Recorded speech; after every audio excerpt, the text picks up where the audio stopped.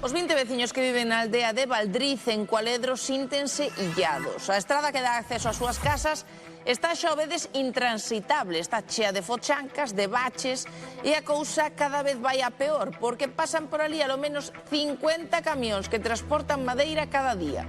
Xa non lle quere ir nin o panadeiro, nin o camión de ultramarinos, nin tampouco o repartidor de paquetes. E ollo porque Celsa, unha veciña, está desesperada. Os seus pais necesitan axuda e a asistenta de axuda no fogar négase a volver estando a estrada así.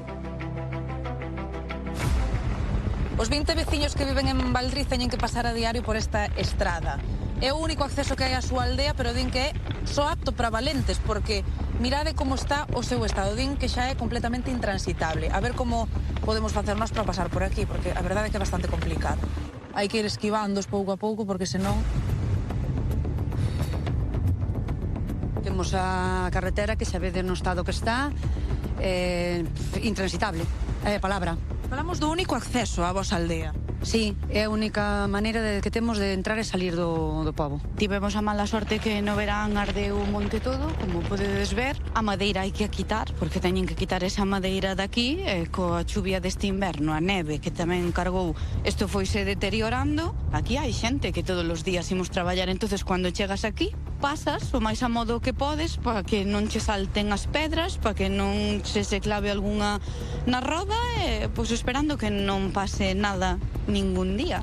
É que por ocio non salimos xa ninguén, porque o que menos queres é salir varias veces do pobo, sales o necesario.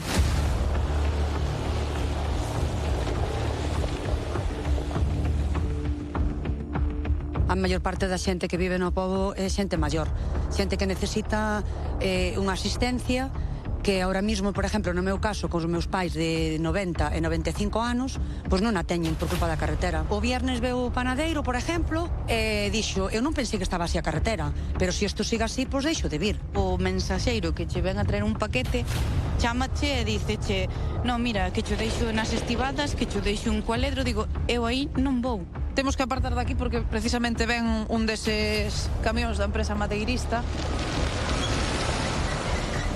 Levamos aquí, que levamos? 10 minutos, en 10 minutos van 2. Bos días.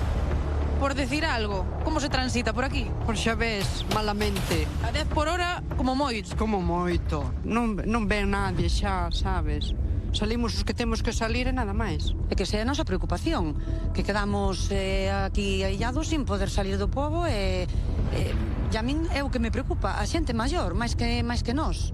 Verá que vir unha ambulancia. Por exemplo, que salimos en helicóptero. Hombre, me imagino que non se negarían a vir porque é un servicio de urxencia, pero tardaría o doble en chegar, por exemplo, a unha general, que 10 minutos máis ou menos poder salvar unha vida. Por outra parte, que se pagan os maderistas, porque que cos maderistas xa está falado, e os da madeira pagan o arranxo. Simplemente, pois, o Concello ten que poñer, pois, a man de obra, o Concello ou a Diputación, os medios.